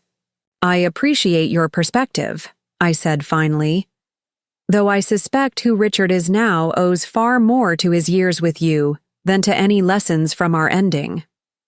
Perhaps, Elizabeth conceded, adding the final cups to the tray. But relationships build upon each other. The man who could love me well was partly shaped by loving you differently. She looked at me directly then. I hope you don't find this conversation uncomfortable. I've simply wanted to acknowledge this connection rather than pretend it doesn't exist. I prefer directness, I assured her, and I appreciate your openness, especially given the circumstances. Richard said you valued straightforward communication, Elizabeth noted with approval. Another quality we share, it seems. She lifted the coffee tray. Shall we rejoin the others before they send a search party? As we returned to the garden, I found myself studying Elizabeth with new appreciation, not just as Richard's wife or Sophia's mother, but as a woman of remarkable self-possession and emotional intelligence. In another context, another timeline, we might have been friends independent of our connection through Richard. Perhaps we still could be, despite that connection, rather than because of it. The remainder of the evening passed pleasantly, dessert, giving way to coffee and conversation that stretched later than initially planned, always the mark of a successful gathering. When we finally began making our farewells shortly after 11, I found myself genuinely reluctant to leave, rather than relieved the obligation was complete. This was lovely, I told Elizabeth sincerely as she walked us to the door. Thank you for including us. The first of many, I hope, she replied. Especially if Jake and Sophia continue on their current trajectory. Her glance toward the young couple was knowing, the assessment of someone who recognized serious intention when she saw it. Richard joined us at the door, his expression relaxed in a way I didn't remember from our time together. Noah, we should continue our discussion about public education on regenerative therapies. Perhaps lunch next week? I'd like that, Noah agreed without hesitation. The nascent friendship between them seemed entirely natural now, their shared intellectual interests transcending the unusual circumstances of their connection. As Richard and Elizabeth said goodbye to the other departing guests, Sophia approached, us with Jake at her side, their hands linked comfortably. Thank you for coming, she said warmly. It means a lot, to all of us. Her gesture encompassed her parents as well as herself, acknowledging the deliberate effort everyone was making to navigate this unexpected intersection of lives. We enjoyed ourselves, I assured her truthfully. Your family is lovely. They are, she agreed, glancing back at her parents with obvious affection. And they're trying very hard to be cool about all this. She lowered her voice conspiratorially. Mom actually made Dad practice casual conversation topics before you arrived. The image of Richard rehearsing small talk to ensure my comfort was both amusing and oddly touching, evidence of how seriously he took this new dynamic between us. The effort is appreciated, I said, smiling. Though perhaps less necessary than they might think. Jake squeezed Sophia's hand, his expression reflecting the significance he placed on this developing connection between the important people in his life. We're heading to that new jazz club downtown. Care to join us? The invitation was genuine but not pressured, an option rather than an expectation. Noah glanced at me, silently deferring to my preference. Another time, I suggested. It's been a full evening and we have early morning plans tomorrow. The excuse was polite rather than evasive, evidence of how much had changed in just 2 weeks. What had initially seemed an impossible complication now felt increasingly natural, if still somewhat unusual. As Noah and I drove home through Chicago's Friday night bustle, a comfortable silence settled between us, the quiet of shared understanding, rather than unspoken tension. Well, Noah said finally as we approached our neighborhood. That was surprisingly enjoyable. It was, I agreed, watching familiar landmarks pass outside the window. Elizabeth is remarkable. She and Richard seem well matched, Noah observed. Different expressions of similar values. The assessment was astute, capturing what I'd observed throughout the evening. Two strong individuals who complemented rather than compromised each other, who had built something substantial together without diminishing their individual identities. They do, I acknowledged. It's illuminating. Noah glanced at me briefly before returning his attention to the road. Illuminating how? I considered the question, trying to articulate the clarity that had been gradually forming since our first, unexpected encounter with Richard. It confirms that relationships aren't about finding the right person in some absolute sense, but about finding the right person for who you are and who you want to become. Noah nodded thoughtfully as we pulled into our driveway. Richard wasn't wrong for wanting what he wanted 15 years ago. He was just wrong for you at that point in your life. Exactly, I said, relief washing through me at his perfect understanding. And I wasn't wrong for refusing to compromise my ambitions. I was just wrong for him. We sat in the car for a moment, the engine off, streetlights casting gentle shadows across the dashboard. Noah turned to face me fully. Are you okay? With all of this, Richard and Elizabeth becoming part of our social circle, Sophia and Jake, getting serious, these worlds colliding. The concern in his voice warmed me, his consistent prioritization of my comfort and well-being, even as he formed his own connections within this unusual situation. I am, I replied, the truth of it settling comfortably around me. It's not what I would have chosen or expected, but it's interesting, maybe even valuable in ways I didn't anticipate. Noah smiled, reaching for my hand. Life's most meaningful developments rarely come in the packages we expect. As we entered our home, I found myself reflecting on the strange journey of the past 2 weeks, from shock and discomfort to this emerging equilibrium where past and present existed not in conflict, but in conversation with each other. The universe's practical joke had revealed its purpose, not to destabilize my carefully constructed life, but to deepen it, to add dimension through unexpected connections, to demonstrate how completely right my choices had been, even as I acknowledged the validity of different paths. Later that night, as Noah slept peacefully beside me, I found myself awake, mind still processing the evening's revelations. I slipped quietly from bed and moved to the window overlooking our garden, Chicago's ambient glow providing just enough light to outline familiar shapes in the darkness. My phone showed a text received while we were driving home. From Elizabeth, not Richard. Enjoyed meeting you properly tonight. Brunch sometime, just us? There's an excellent place near the hospital. The invitation was straightforward, woman to woman. No mention of Richard or our unusual connection. Just a simple proposal of friendship, independent of our shared history. I typed a response without hesitation. I'd like that. Next Saturday? Her reply came almost immediately, suggesting she too was awake despite the late hour. Perfect. 11 a.m. At Maple and Ash. Looking forward to it. I set the phone down, smiling slightly at this newest, unexpected development. A friendship forming not despite complicated circumstances, but perhaps because of them. Built on mutual recognition of shared qualities. Noah stirred, half waking as I returned to bed. Everything okay? He murmured, reaching for me instinctively. Everything's fine, I assured him, settling back beside him. Just making plans with Elizabeth. He acknowledged, already drifting back toward sleep.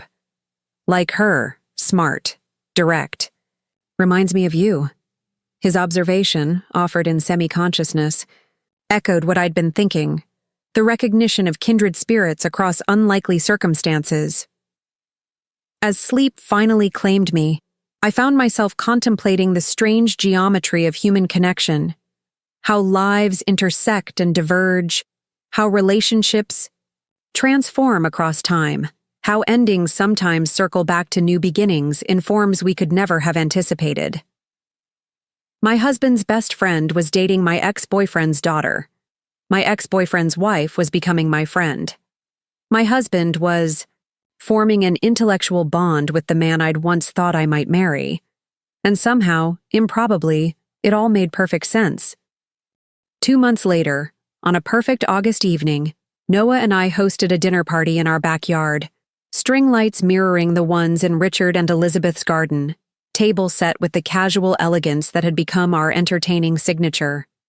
Jake and Sophia arrived first, bringing wine and the easy familiarity of people who had become regular fixtures in our lives.